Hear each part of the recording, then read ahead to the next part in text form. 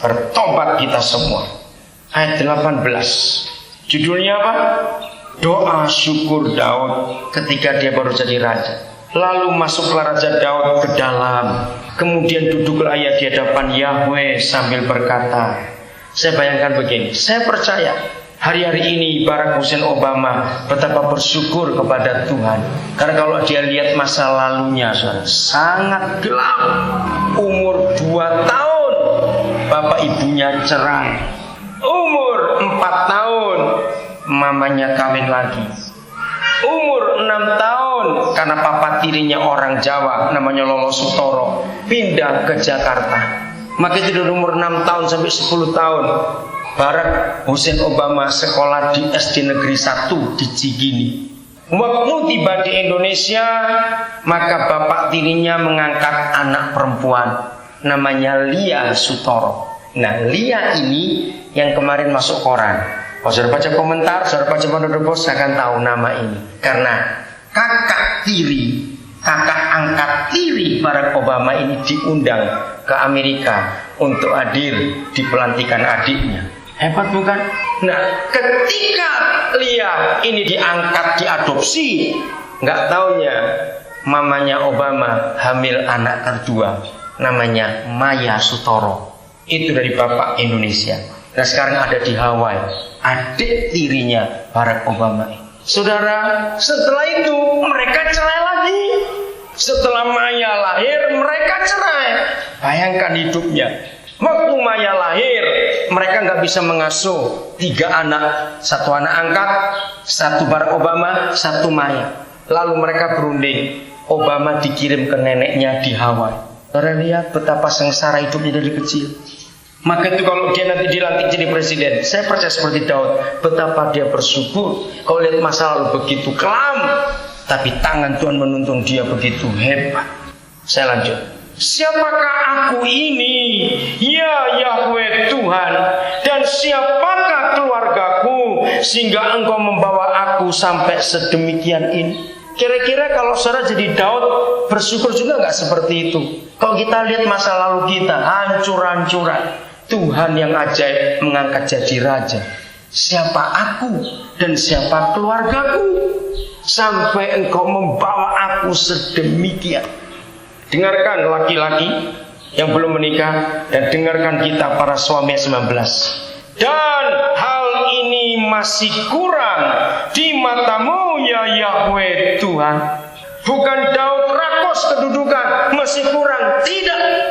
Daud tidak bicara tentang dirinya. Dengarkan, saya ulangi lagi. Apa saja yang Tuhan buat atas hidup kita, ternyata selalu punya dampak kepada keturunan kita berikutnya. Ulangi lagi kata amin ini, saudara. Apa saja yang Papa buat selalu punya dampak untuk generasi berikutnya. Dan hal ini masih kurang di matamu, ya Yahweh Tuhan. Berarti Daud ingin lebih hebat? Tidak. Siapa yang dia maksud?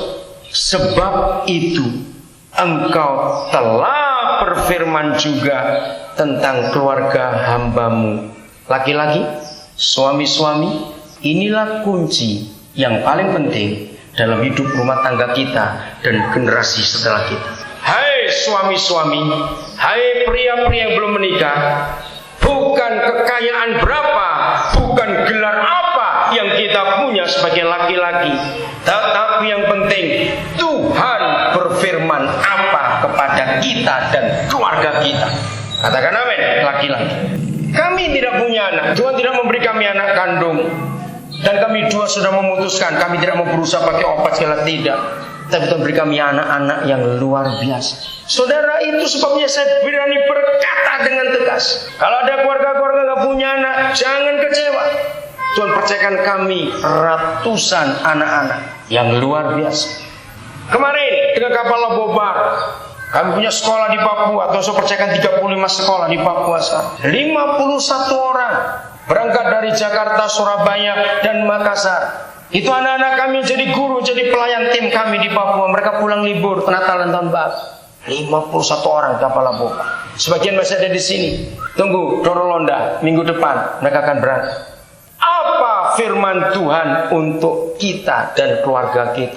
Daud bukan rakus ketika dia berkata, dan hal ini masih kurang di matamu ya Yahweh Tuhan, sebab itu engkau telah berfirman juga tentang keluarga hambamu ini. Berfirman dalam masa kapan? Alkitab secara cepat lihat. Dalam masa yang masih jauh.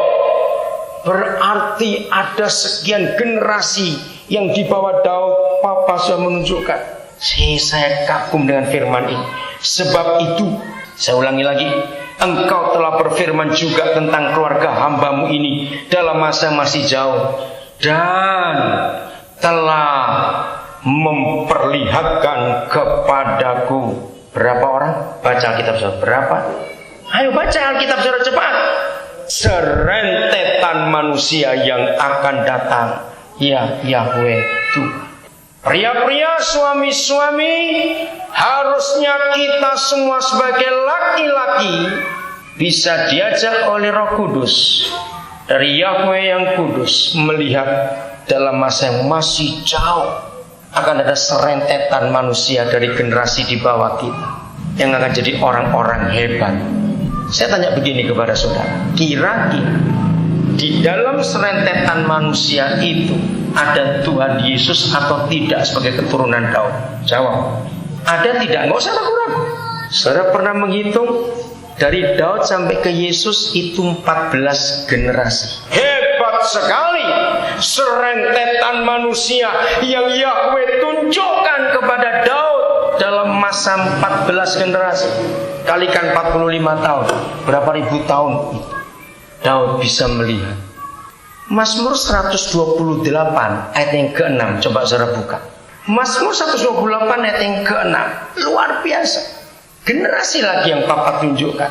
Kalau suami-suami takut Tuhan, itu ayat 1, 2, dan 3. Kalau suami-suami takut Tuhan, hidup dengan jalan yang benar, maka kebahagiaan ada di keluarganya. Itu Mazmur 128. Nah ayat 6 berbunyi, orang itu akan melihat apanya dari apanya.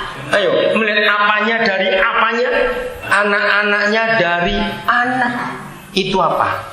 Ingat tadi Papa disebut Yahweh 3 generasi. Yahweh Abraham, Yahweh Ishak, Yahweh Israel. 3 generasi cucu. Berapa banyak sekarang? Belum sampai cucu, baru sampai anak. Sudah begitu banyak masalah.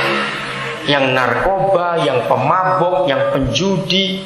Hati orang tua disakiti habis-habisan. Kapan orang itu mau melihat sampai ke cucunya? Anak sudah begitu keadaannya. Maaf saya beri contoh yang kurang baik, tapi inilah fakta di dunia. Kalau kita tidak membentuk keluarga yang benar, sudah berapa pasal kita buka? Apapun yang Tuhan firmankan, lalu tentang generasi. Betul tidak? Dan itu sungguh luar. Yesaya 48. Yesaya 48. Karena waktu saya harus cepat-cepat. Yesaya 48 sama. Ketika Papa berfirman begitu indah, apa yang kita harus siapkan? Yesaya 48 ayat 17 sampai 19. Beginilah firman Yahweh penebusmu yang Maha Kudus, Tuhan Israel.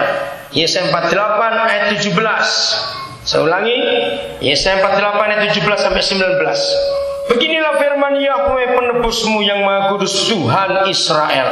Akulah Yahweh Tuhanmu yang mengajar engkau tentang apa yang memberi faedah, yang menuntun engkau di jalan yang harus kau tempuh. Sekiranya engkau memperhatikan perintah-perintahku, maka damai sejahteramu akan seperti sungai yang tidak pernah kering, dan kebahagiaanmu akan terus-menerus berlimpah seperti gelombang-gelombang laut yang tidak pernah berhenti. Betapa bahagia kalau kita hidup seperti ini. Damai sejahtera dan kebahagiaan adalah kebutuhan pokok manusia. Amin. Untuk apa? Kaya, rumah megah, uang banyak, tapi rumah seperti neraka. Betul, untuk apa? Kebahagiaan dan damai sejahtera akan terus kalau sekiranya engkau memperhatikan perintah-perintah. Ayat 17, ajaranku, tuntunanku, ikuti, kata Yahweh. Kalau Bapa kita dengarkan, hidup ini bahagia dan diberkati betul-betul, saudara. Katakan amin. Maka itu langsung ultimatum, jangan tersinggung. langsung ultimatum. Kalau ada keluarga-keluarga Kristen nggak pernah bahagia,